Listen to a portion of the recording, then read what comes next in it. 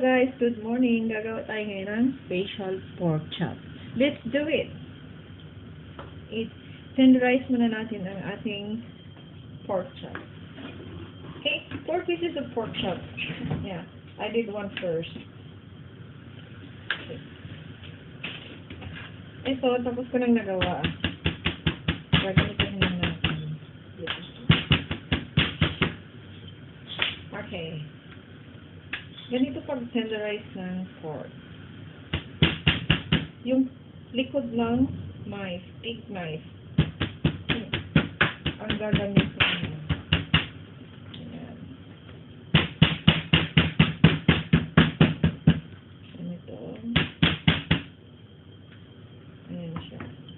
So, magiging gano'n ang itsura niya. Back to back. Tonight. So, ganito na siya. Okay? Yes. Another one. Kaya piliin nyo yung pork chop na medyo may taba sa gilid. Ayan po.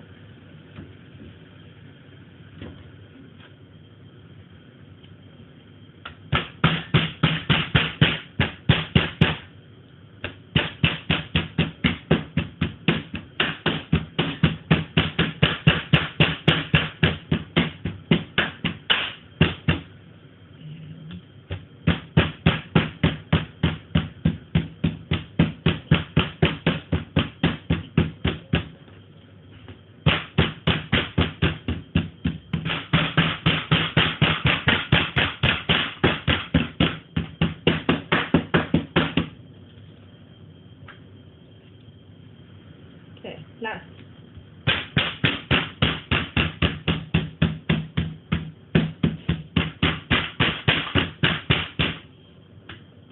So, dahil makapal ang fat, tanggalin natin kung siguro.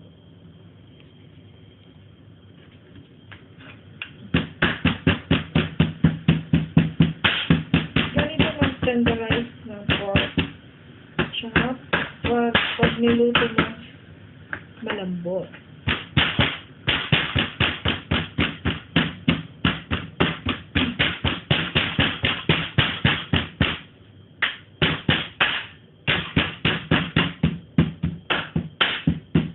Okay.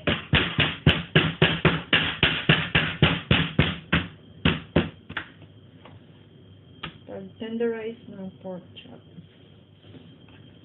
So, ngayon guys, imamarinate na po natin ang ating na-tenderize na pork chop.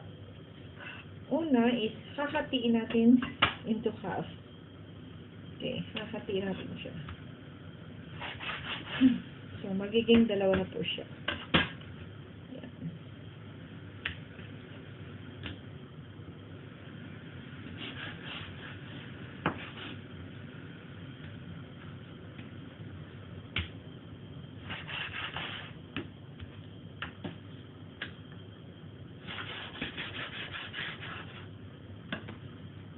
Okay. Mamarinate natin ngayon ang ating pork chop. These ingredients. Okay guys, meron kayong panglagyan na box katulad nito. So ngayon is mamarinate natin siya sa light soy sauce. Tablespoon of light soy sauce. 1 tablespoon of light soy sauce.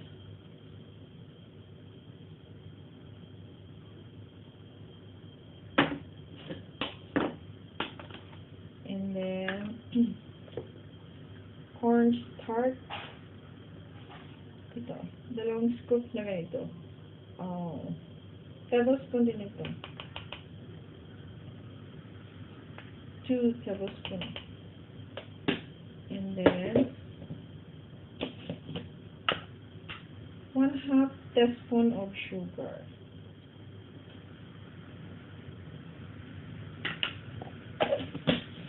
And then, oyster sauce. Kung gumagamit kayo ng oyster sauce, nakadepende sa inyo kung anong brand ang gagamitin niyo. Pero dito sa Hong Kong, itong pinakamasarap na oyster sauce.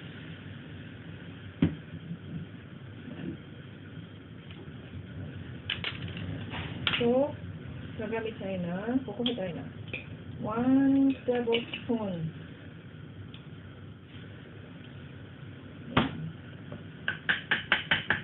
Dagdagan natin ng konti. Depende sa pork chop na gagamitin ninyo.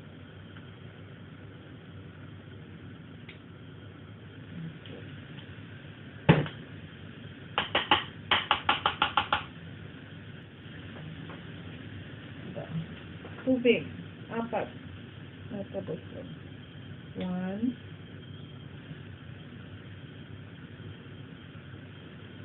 2,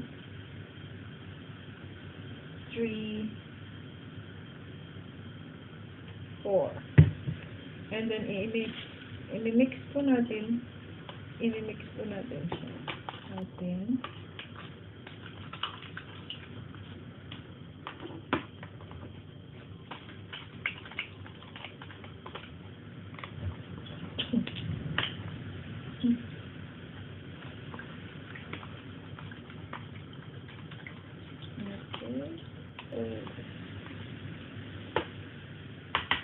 And then, egg.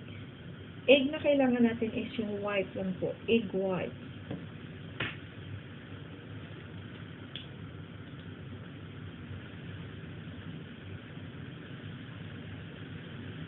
Hindi natin kailangan ng egg yolk. Just only the egg yolk. Ilalagay na natin ito. Ating pork.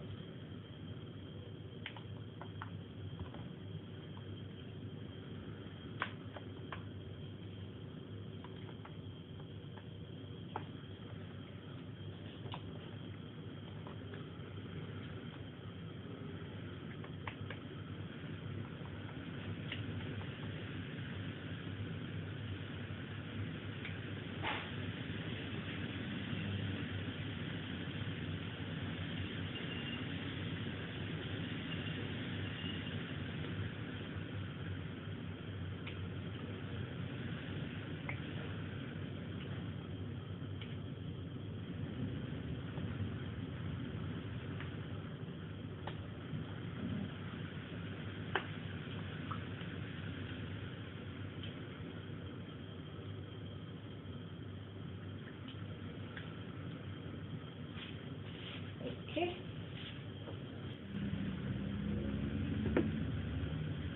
And then, kung mas maganda, mas mabango, lagyan natin siya ng bawang. Kahit 4 cloves lang po. Or 2. Ganito lang siya.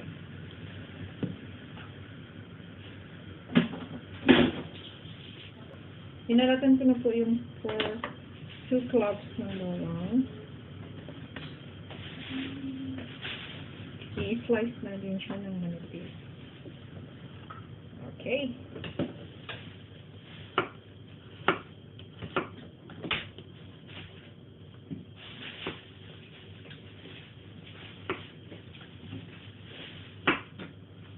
Ayan. Lagay natin siya dito. Para medyo mabango siya pagka na-fry na.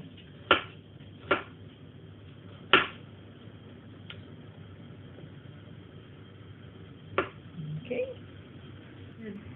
Pork chop. Yan. Kita nyo ba, guys? Ayan. Ngayon is, lagyan natin siya ng oil. Okay. Para mas malambot siya. Marinate this pan hanggang sa oras na lulutuin nyo. Pwede din siyang overnight po. Overnight marinated pork chop. Pwede din siyang 2 hours lang. Hanggang 2 hours para medyo manuot yung sauce. Ayan nyo, guys. Maganda siya. Yes. Ganito kami mag-marinate ng pork chop. May oyster siya para mas masarap. Mas yummy. Okay, guys. I-marinate natin. Then, let's go. Let's put it into the fridge.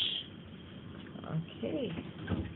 Ito ngayon ang aming freezer. No. This is our fridge. Ito. itong fridge, double refrigerator. Thank you.